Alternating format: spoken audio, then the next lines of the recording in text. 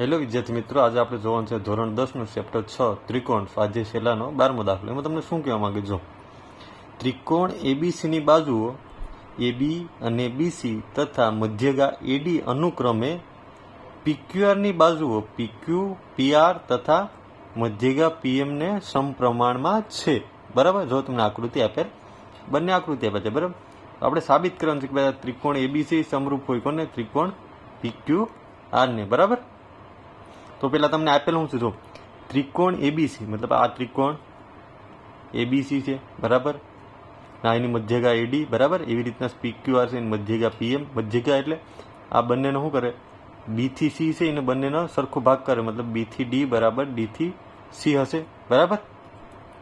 હવે જો આપણે આમ લખીએ. પેલા શું આપેલ છે? ત્રિકોણ એબીસીની બાજુઓ એબી બીસી અને મધ્યગા એડી અનુક્રમે પીક્યુ પીઆર અને મધ્યગા પીએમને સમપ્રમાણમાં છે. તો અહીં તમને શું આપેલ છે? પેલા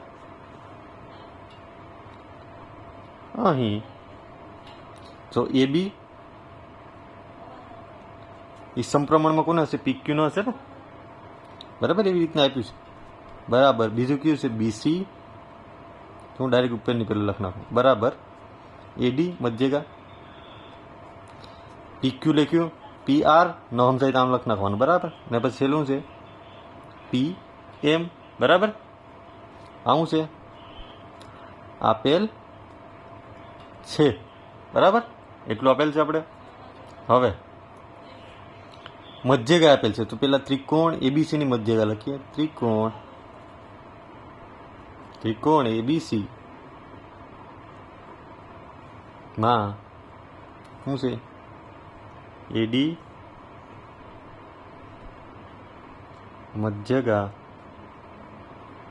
હોવાથી મધ્યગા હોય એટલે બે ભાગ કિના સરખા કરે ને. બીડી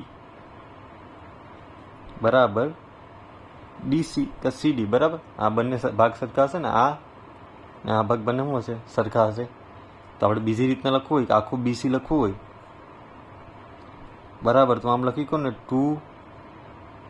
આમાંથી ગમે એક લઈ લેવાનું કે હું લખું અત્યારે 2BD. બરાબર. 2BD લખી કાંઈ નાના નંબર પર 2DC પણ લખી શકાય. રેડી. તો આને પહેલાં હું સમીકરણ 1 કહી દઉં, આને સમીકરણ 2 કહી દઉં. રેડી. સમજાણું? આ કેમ લખી? બીસી મતલબ આખું એ બરાબર 2 વખત BD થાય અને 2 વખત DC થાય. બરાબર. હવે બીજી મધ્યગા આની શું આપેલ છે? ત્રિકોણ PQ આરની. ત્રિકોણ PQ આરમાં PM મધ્યગા હોવાથી, હવે જો PM મધ્યગા હોય તો QM બરાબર MR થાય. આ બંને ભાગ શું થશે? આ બંનેના સરખા થશે. હા કે ના? આ બંને ભાગ સરખા થાય તો આખું QR લખવું હોય, તેથી QR લખવું હોય મારે તો 2 વખત QM લખી શકું અથવા 2 વખત MR કે RM. બરાબર. તમને જેમ મજા આવે એમ લખી શકો. રેડી. ત્રીજું સમીકરણ મેળવ્યું. હા કે ના? સમજાઈશ ને? હવે જો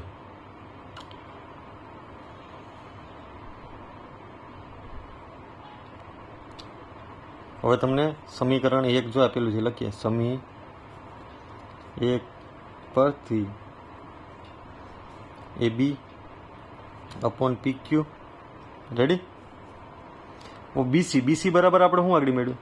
2BD લખી શકો ને. 2BD અને આની બરાબર PR બરાબર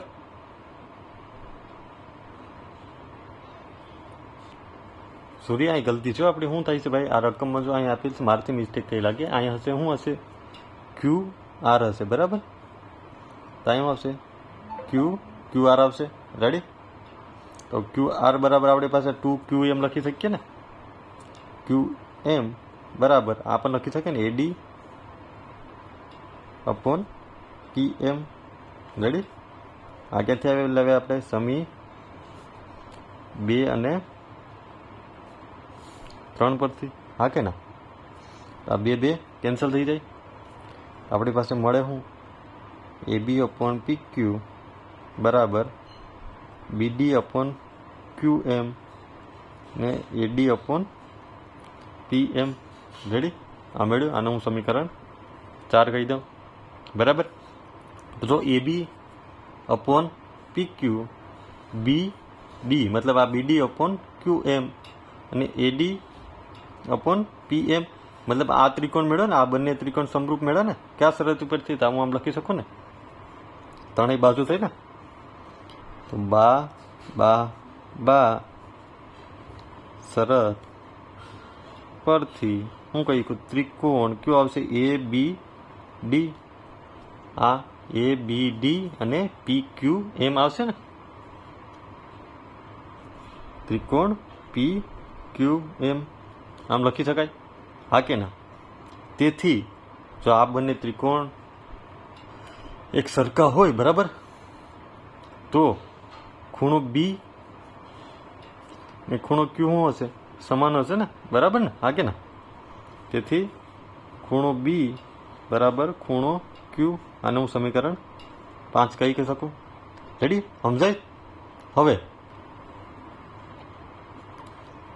હવે ત્રિકોણ ABC આપણે કયું સાબિત કરવાનું છે ભાઈ? ABC અને PQR. ABC અને PQR ત્રિકોણ માટે હવે જો આપણે પહેલાં મેળવ્યું એ લખીએ આપણે. તો સમીકરણ એમાં AB અને PQ, AB ને PQ આવે છે બંનેમાં. હા. અને બીજું કયું આવશે? BC અને QR આવશે ને.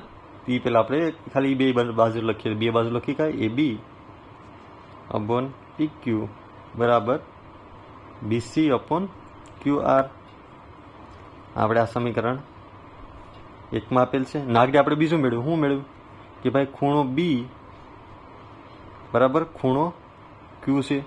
એ આપણે સમી 5માં આપેલ છે, લખી નાખીએ. અને તો જો બાજુ ખૂણો બાજુ, તો બાખુબા શરતનો ઉપયોગ કરી શકીએ ને, કે બાખુબા શરત પરથી શું કહી શકીએ આપણે? કે ત્રિકોણ ABC ને ત્રિકોણ PQR શું છે? સમરૂપ છે. ત્રિકોણ ABC સમરૂપ છે ત્રિકોણ PQR ને. રેડી? થઈ ગયું સાબિત? છે ઇઝી. તો છેલ્લે શું લખી શકાય? જે સાબિત થાય છે. ઇઝી.